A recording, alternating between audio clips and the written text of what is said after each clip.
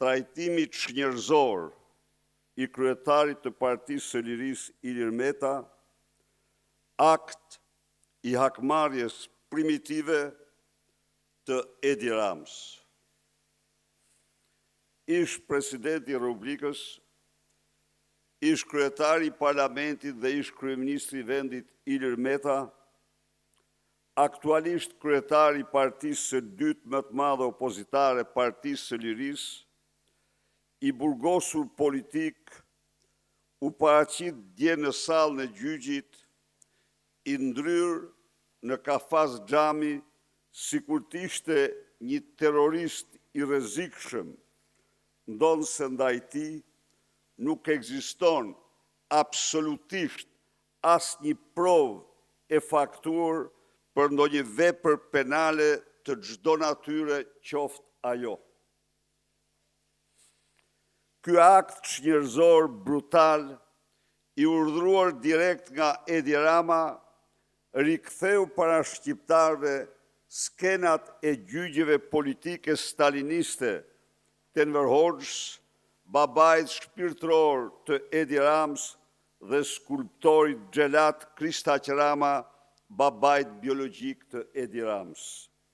Ky akt hakmarrës i verbër nuk është një qëndrim i rastit, as dhe i izoluar ndaj ish presidentit, ish kryeministrit, ish kryetarit parlamentit, zotit Ilir Meta.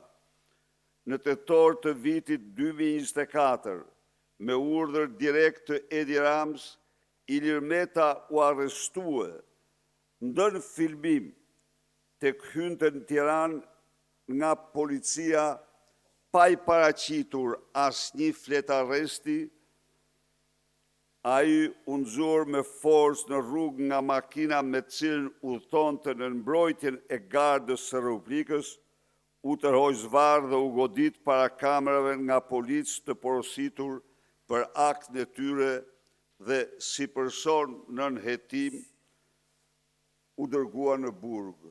Gjatë këtyre 17 muajve në burg, si person në nëhetim dhe në kundërshtim me kushtetutin ndaj Ilir Metës, ish presidentit Republikës, ish kryetarit parlamentit dhe ish kryeministrit të vendit dhe aktualisht kryetarit të Partisë së dytë më të madhe opozitare, është ushtruar dhunë dhe terror psikologjik, periodik, madje dhe fizik, janë organizuar provokacion në ndër më të ulta dhe më të rrezikshme, janë dhunuar të drejtat kushtetuese më elementare.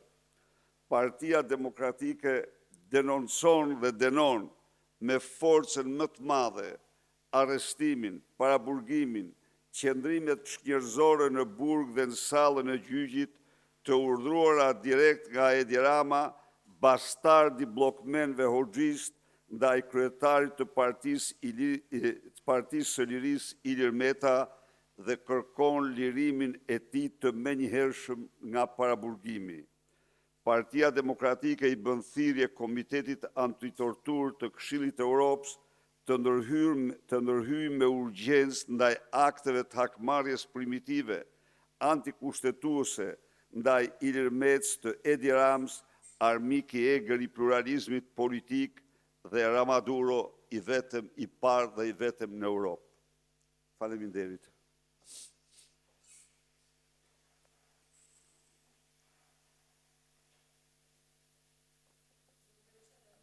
Report të përqendruar tek seanca e dieshme e zotit Meta, krahas kërkesës së tij për të mos qëndruar në kafazin e qelsh, gjykata po ashtu i rrëzoi edhe kërkesën që seanca të ishte tërësisht publike.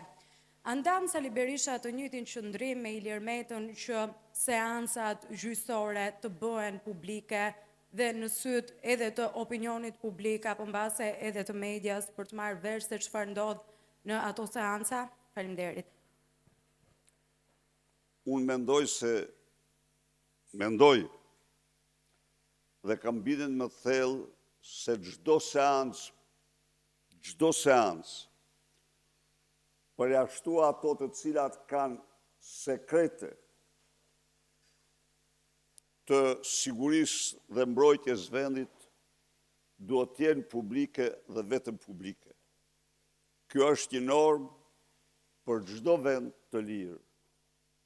Kur një seancë bëhet e mbyllur, bëhet për qëllimet të sekretit shtetëror dhe asgjë tjetër nuk mund të mahet fshehur nga mediat dhe publiku.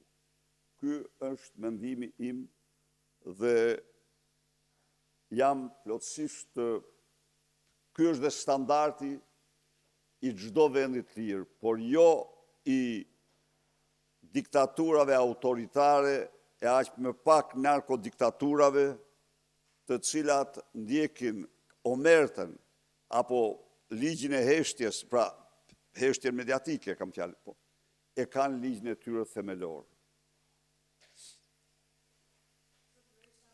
Koment për përplasjet e brendshme në Partinë Socialiste, të cilat duket se janë thelluar edhe më tepër, duke marrë parasysh atë se çfarë ndodhi dje në mbledhjen e grupit parlamentar, ku Edi Rama ka kërcënuar deri me përjashtim Elisa Spiropalin për shkak të postimeve të saj në rrjetet sociale dhe mungesën mos pjesëmarrjen e saj në votime. Ajo parti sot është më shumë se kur parti krimi. Ajo parti është lubizuar totalisht. Ajo parti sot është parti mburoj e krimeve monstruoze ndaj shqiptarëve, e vjedhjeve monstruoze dhe plaçkitjeve që Edi Rama, organizatat e tij kriminale, qeveri dhe parlamentarët e tij i bëjnë fondeve dhe pasurisë publike. Ky është komenti. Partia dhe qeveria janë lubizuar përfundimisht. Janë gramat e fundit të një regjimi që bën gjithçka për të mbajtur në këmbë, por që shqiptarët kanë vendosur ta hedhin poshtë. 24. Në 23 maj do shkoni për të rikandiduar për kreun e Partisë Demokratike. Keni bërë një libër me qindra faqe për krimet zgjedhore të pretenduara nga Partia Socialiste në vitin 2025, në zgjedhjet e përgjithshme. Ndërkohë, a i keni përfunduar analizën e brendshme të Partisë Demokratike? Faleminderit për pyetjen. Së pari njëherë, ai libër Mira faqesh është një kontribut historik në mbrojtjen e vosë shqiptarëve. Ai libër Mira faqesh është bërë libër traktat themelor në tryezat e të gjithë atyre që besojnë tek vota e lirë. Së dyti, analiza e Partisë Demokratike po bëhet në të gjitha degët. Në disa prej tyre është proces në vazhdim, por gjithçka po zhvillohet në përputhje me rregulloret dhe statutin. Ajo që ka rëndësi shumë i dashur Osman është kjo, se në këtë parti po votohet dhe po zgjidhen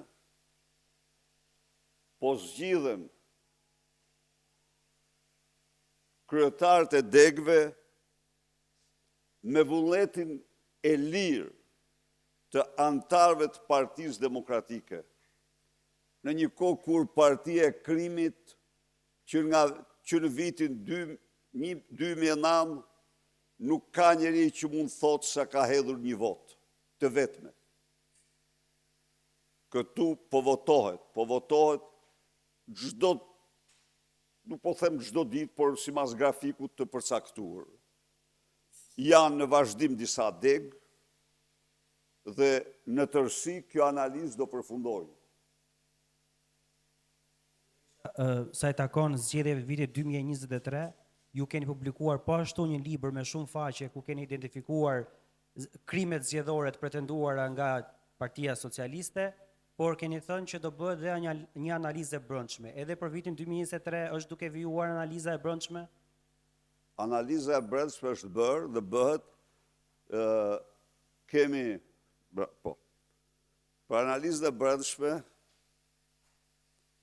krahas drejtuesve politik, ne ngarkuam 12 koordinator për qarqet. Dhe të garantoj që në tërësi po bëhet dhe është bërë,